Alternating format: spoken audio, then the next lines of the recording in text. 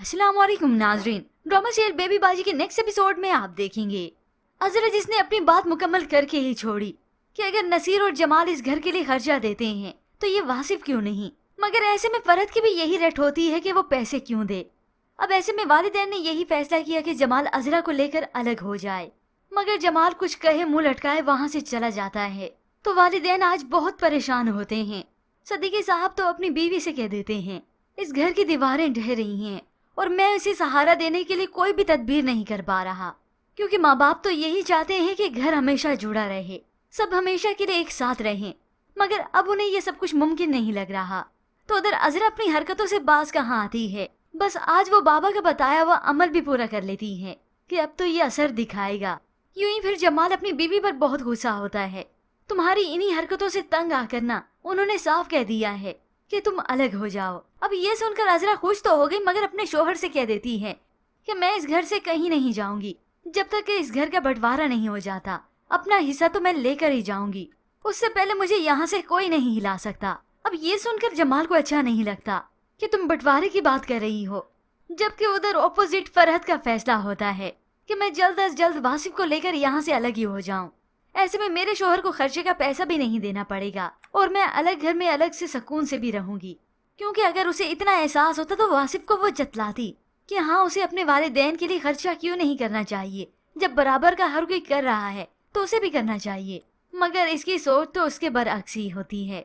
इसे तो बस अपना आप ही संवारना आता है। मगर खैर, वासिफ तो अपने वालिदैन से आकर कह देता है मैं घर के खर्चे में हिस्सा डालूंगा, मगर आप जमाल भाई को अलग होने का ना कहें। वासिफ ऑफिस में भी अब चिड़चिड़ा होता है तो उसका दोस्त नोटिस कर लेता है, उसे इस बात के बारे में जतलाता भी है।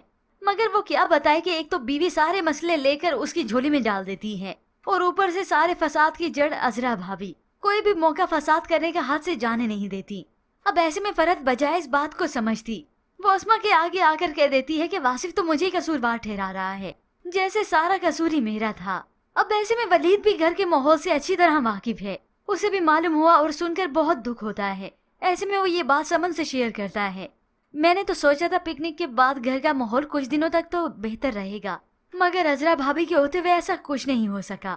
सारा माहौल फिर से खराब हो गया जैसे पहले था। समन को भी ये सुनकर दुख होता है कि अजरा भाभी को इस तरह से नहीं करना चाहिए था। अब ऐसे में समन की वालदा आई तो बेबी जान बैठकर उनसे भी हाल अहवाल बांटती हैं। उन्हें सब कुछ बताती है कि घर में फिर से हुआ क्या, अजरा ने क्या फसाद कर दिया। और माँ बाप को असल दुख तो अब होता है जब दो भाइयों के बीच में तकरार शुरू हो गई अपनी बीवियों को लेकर।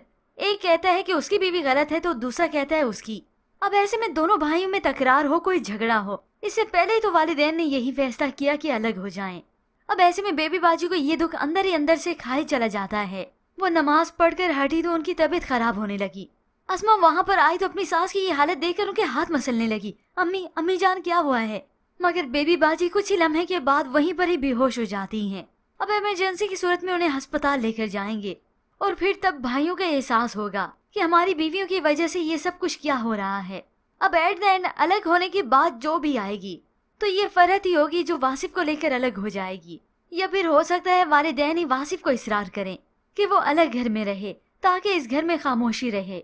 आसमा तो सब्र कर लेती है, चुप हो जाती है, कुछ नहीं कहती आगे से। तो मामला जैसे कैसे करके फसाद की तरफ ज्यादा नहीं जाता, इसीलिए वो वासिफ को हो सकता है खुद ही इसरार करें कि वो यहाँ से चला जाए।